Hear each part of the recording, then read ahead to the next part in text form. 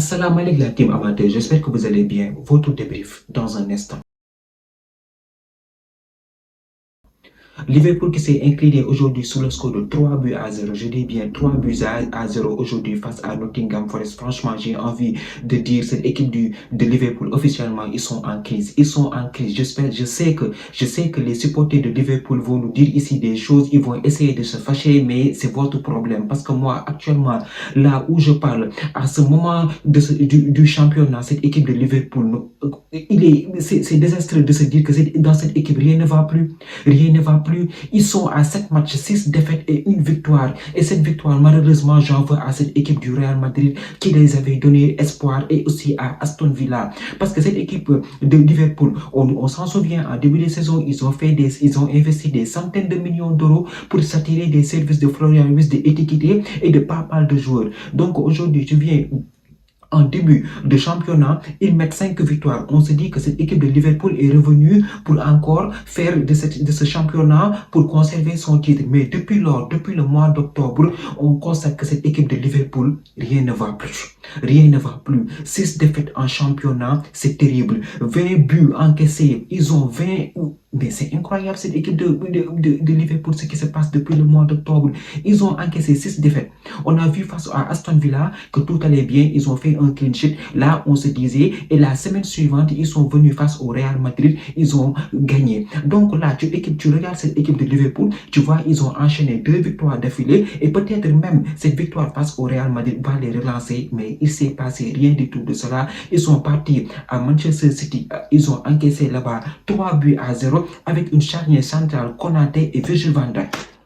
C'est là-bas que j'ai un peu envie de m'attarder. Parce que cette équipe de Liverpool, qu'on se dise la vérité, les deux latéraux, il y a des problèmes sur les latéraux de Liverpool. Ça ne suit pas. Ils sont toujours haute position. La charnière Virgil van Dijk et Konaté, n'en parlons même pas, ça dort au milieu de terrain. Szoboszlai et Gravenberch, rien ne va au milieu de terrain. Je le disais, depuis que cette équipe de Liverpool, s'il veut s'imposer en championnat, va falloir qu'il revoie le milieu de terrain. Et devant aussi, c'est le bordel. Un Mohamed Salah inexistant. Un Mohamed Salah, franchement, moi, cette saison, je le reconnais plus. Parce que c'est pas le Mohamed Salah qu'on avait vu l'année dernière, s'il vous plaît. Mohamed Salah, on ne le voit même plus. Il est fantomatique dans les matchs. Il est fantomatique. Il n'arrive même pas à dribbler son vis-à-vis. Côté Gakpo, n'en parlons même pas. Ekitike, on commence à se poser des questions. Il n'est plus. Voilà, il essaye de montrer de très bonnes choses, mais c'est compliqué. Isaac aussi, lui, il a fait le forcing pour venir à Liverpool. Et depuis lors, je pense qu'il a marqué un but. Lui aussi, il est en clair. Florian Wirtz, c'est la même chose. On attend beaucoup de lui. Il n'a pas du tout encore montré son potentiel. Donc, dans cette équipe de Liverpool, il y a des problèmes. Et ça, on le sentait depuis le début du championnat. Il y a quelque chose qui n'allait pas, il y avait quelque chose qui ne tournait pas rond. Donc aujourd'hui, tu viens à ce stade du championnat, à ce moment là où le classement en première ligue, ça bouge très très vite. Si tu perds un match, tu risques de perdre ta place. Actuellement, Liverpool, à l'heure je vous parle, ils sont 11e du championnat.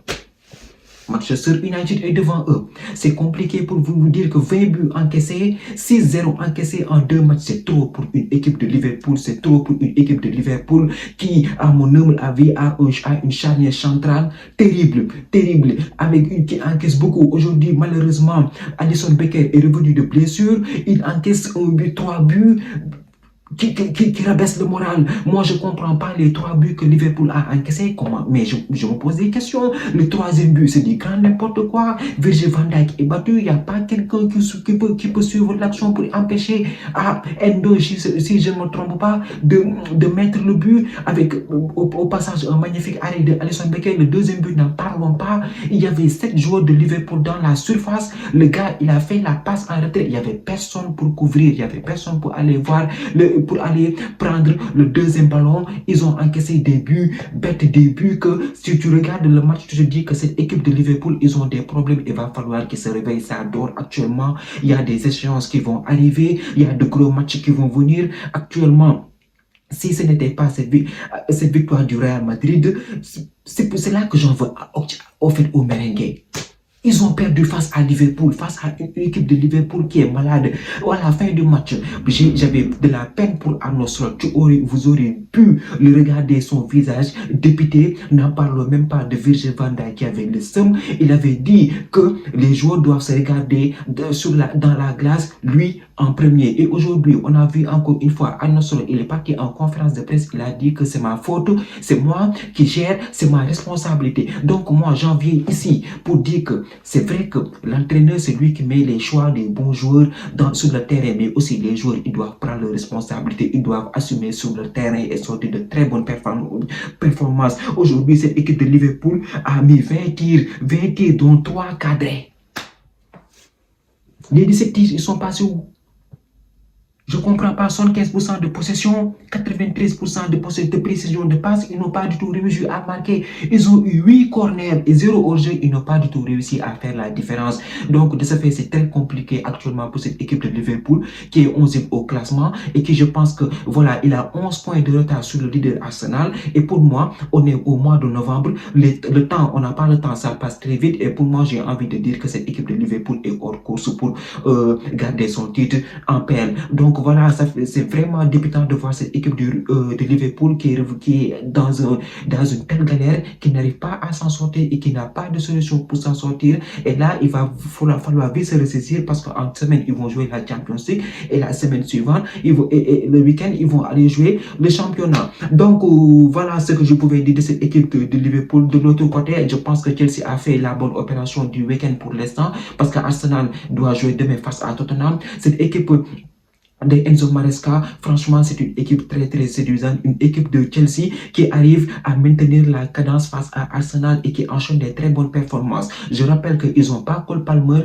Cole Palmer est actuellement blessé, mais aujourd'hui, ils ont un effectif qui est cohérent, un projet de jeu. On voit que Enzo Maresca, il est là, il fait son boulot, il n'est pas du tout ici pour rigoler, il n'a pas le temps. Récemment vainqueur de la Coupe du Monde des clubs, il revient cette année-ci en paire et il fait de très bonnes choses. On sent que c'est une équipe de Chelsea, il y a de la cohérence dans le jeu au milieu de terrain et aussi en attaque. Il vient aujourd'hui face à Burnley. Rappelons que les internationaux, que ce soit Caicedo, que ce soit Enzo Fernandez et aussi Estevao étaient sur le banc et aujourd'hui on a vu qu'il avait de très bons joueurs sur qui compter pour maintenir la cadence à l'image de Santos qui nous a fait aujourd'hui un très bon match derrière l'attaquant. On a vu aussi un Delap qui a démarré en neuf qui a été blessé et qui revient petit à petit à son meilleur niveau. Un Pedro Neto qui a marqué un très bon but sur un magnifique centre de Cucurella encore une fois. Cucurella, quoi qu'on puisse dire, il est très performant, il fait un magnifique centre. Pedro Neto n'a qu'à venir et mettre sa tête pour permettre à cette équipe de Chelsea de mener 1-0, même si on a vu une équipe de Burnley qui franchement n'est pas au meilleur de sa forme, une équipe de Chelsea qu'on regarde et qu'on se dit, cette équipe-là, ils ont envie d'aller chercher la Premier League, c'est une équipe joueuse, c'est une équipe qui défend bien et au milieu de terrain, ça joue avec des boys qui ont peut-être même explosé cette année-ci, si je ne me trompe pas. Des Santos, je les ai connus pendant cette saison avec une charnière Chalobah, donc une équipe de Chelsea qui joue bien, un Pedro Neto et un Gittens qui anime les côtés, ça va vite, c'est percutant, il tente des choses, il essaie de déstabiliser la défense et aussi on a vu Enzo Fernandez, il est rentré en deuxième mi-temps, il claque un magnifique but et il permet à cette équipe d'Enzo Maresca, voilà, de revenir à 3 points d'Arsenal. Donc une équipe de Chelsea qui joue bien, une équipe de Chelsea, voilà, qui essaie de s'adapter à cette première ligue, qui montre de très bonnes choses. Et rappelons que Caicedo était sur le banc et Estevao et ils n'ont pas encore réussi à retrouver Cole Palmer. Donc on va voir une équipe de Chelsea d'ici ces prochains mois qui va peut-être essayer de monter en puissance parce que cette semaine ils vont jouer face au FC Barcelone et le week-end prochain ils vont jouer face à Arsenal. Voilà, 2 gros matchs qui les attendent. Ils sont dans un très bon rythme. Ils ont un très bon projet de jeu. Donc maintenant, on va voir cette équipe de Enzo Maresca, comment ils vont se débrouiller cette semaine face à cette équipe du FC Barcelone qui a été très très séduisante aujourd'hui d'ailleurs au Camp Nou. Et aussi face à Arsenal, le leader du championnat. Donc une semaine décisive pour les Blues qui pour l'instant enchaînent les très bonnes performances. Et aujourd'hui, je pense qu'ils ont fait le nécessaire. Ils reviennent au contact d'Arsenal. Et je pense que le week-end prochain, entre ces deux équipes, ce sera un match très amplement disputé. Donc très bonne victoire de la part des Blues qui vont engager de la confiance avant les 2 prochains matchs. Sur le, voilà, je pense que Pour le prochain match, on a vu tout à l'heure le match contre Manchester City et Newcastle, c'était le choc de ce samedi soir.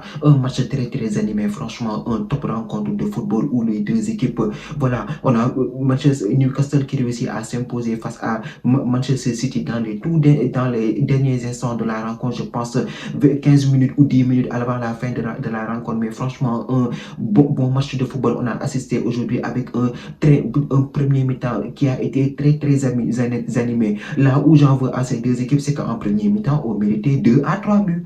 On méritait 2 à 3 buts parce qu'on a vu des occasions qui pouvaient permettre à ces deux équipes d'ouvrir le score à l'image de ce raté, de ce gros raté même, de balle sur un magnifique centre de Murphy normalement. S'il avait l'action sur 10 fois, s'il avait cette action, il aurait dû en mettre 8. Mais voilà, Barnes qui ne s'est pas géré devant les cages de Donnarumma, il met le ballon à côté. Et de l'autre côté aussi, on a vu une équipe de Manchester City qui n'a pas du tout aussi démérité. Une équipe de Manchester City qui était là, qui était venue pour gagner, pour remporter ce match. Rappelons que ça fait 7 ans que cette équipe de Manchester City n'avait plus perdu à Newcastle. Donc aujourd'hui, ils viennent avec de la confiance parce qu'ils avaient tapé Liverpool la fois dernière sur le score de 3 buts à 0. Donc aujourd'hui, ils viennent face à Newcastle. Ils étaient là pour gagner, pour aller chercher une top performance. C'est pourquoi je vous dis qu'en premier mi-temps, cette équipe de Manchester City, normalement, ils auraient dû mener 3-0.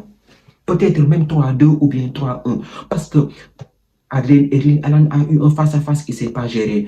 Aussi, on a vu un Foden sur un magnifique centre de Cherki. Normalement, un Foden, il y a 2 saisons, il aurait dû marquer ce but. Foden, il devait s'appliquer, il devait faire mieux devant ce face-à-face avec Nick Pope. Il met le ballon à côté, il voulait le mettre sur le petit filet. Normalement, c'est passé à côté. Donc, on a vu un premier mi-temps qui a été très, très animé avec un Newcastle devant son public. C'est très compliqué de jouer à Saint James Park. Ils étaient devant le public. Ils ont mis l'intensité qu'il faut pour essayer de déstabiliser cette équipe de Guardiola qui, tactiquement, eux aussi, ils étaient très forts. On a vu un Doku qui a été très, très remuant, un Ryan Cherki qui a essayé de distribuer de bons ballons à Haaland avec un Haaland aussi qui s'est mis en évidence en premier mi-temps et aussi voilà un Foden qu'on commence à retrouver, qui commence à faire mal sur certaines actions. On a vu aussi un Bernardo Silva qui était un peu en retrait, mais en deuxième mi-temps, on l'a vu beaucoup plus actif. Donc, de ce fait, en deuxième mi-temps, on revient. Moi, je m'attendais personnellement à ce que cette équipe de Manchester City accélère un peu le pas, vu que, voilà, derrière, c'était un peu fragile en défense, parce que je pense que le capitaine de Newcastle était absent pour suspension. Ils ont aussi de gros absents aussi qui très bien n'étaient pas là. Donc, Fabien Cher qui a démarré, même si lui aussi il revient de blessure, il n'était pas à son meilleur niveau. Donc, je pense que cette équipe de Manchester City avait l'occasion aujourd'hui pour pouvoir mettre à terre cette équipe de Newcastle. Mais quand je vous dis que à Newcastle, c'est compliqué de jouer là-bas, en voilà la preuve. Barnes il vient aujourd'hui, il crucifie tranquillement Manchester City. Il a mis un doublé. Il a mis un doublé. Très bon but. Le premier but est super. Très bon ballon croisé qui permet qu'il bat tranquillement Donnarumma.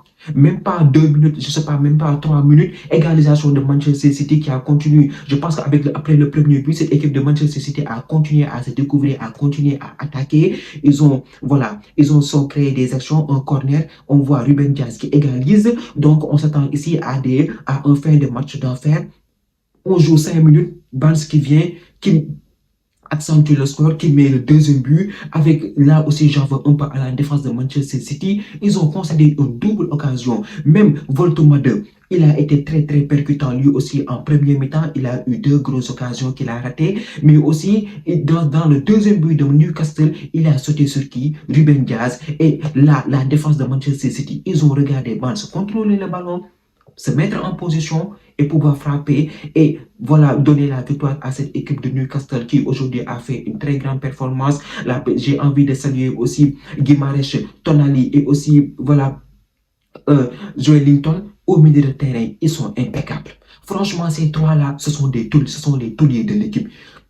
Ils se comprennent, même sans se voir, ils se comprennent, chacun couvre l'autre, chacun connaît l'emplacement de l'autre et comment il joue, comment il se déplace. Donc un milieu de terrain qui a été très performant du côté de Newcastle aujourd'hui. Sur les fins de match, on a vu une défense qui a été solide, une équipe qui a été solidaire pour aller chercher la victoire, malgré plusieurs assauts de la part des hommes de Pep Guardiola qui n'ont pas aussi démérité, qui ont fait un très bon match, même s'ils peuvent nourrir quelques regrets parce qu'en premier mi-temps, ils avaient les ballons pour pouvoir faire mal à cette équipe de Newcastle. Franchement, qu'on se dise la vérité. Donc, victoire, très belle victoire, je vous l'ai dit, de la part de cette équipe de Newcastle. Les hommes de Newport, on le sait tous, à St. James Park, ils sont très durs à jouer. Ça galère parce que c'est une très bonne équipe.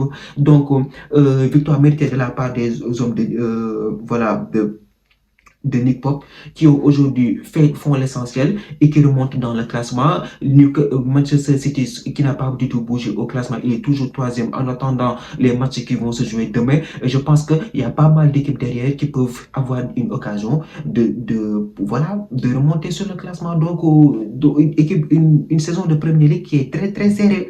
Très serré, donc on va voir demain ce que ça va évoluer. La team, c'était tout pour cette vidéo. Merci de voir regarder. Merci de partager, de liker et de vous abonner au max. On se donne rendez-vous très prochainement pour une nouvelle vidéo. D'ici là, portez-vous bien.